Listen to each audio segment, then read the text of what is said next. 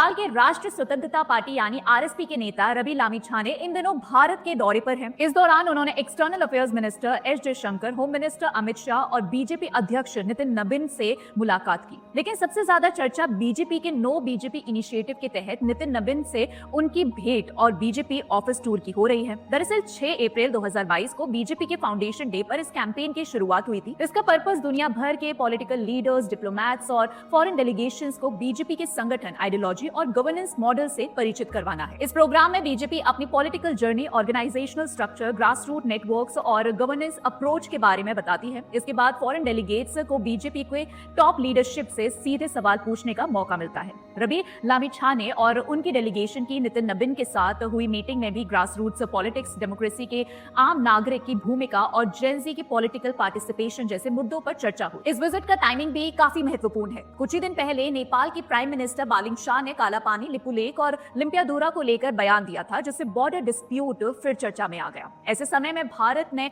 बयानबाजी के बजाय संवाद का रास्ता चुना और यही भारत की डिप्लोमेसी की एक खासियत भी है। सिर्फ गवर्नमेंट टू गवर्नमेंट नहीं, बल्कि पार्टी टू पार्टी इंगेजमेंट के जरिए भी भारत अपने पड़ोसी देशों के साथ संबंध मजबूत करने की कोशिश करता है।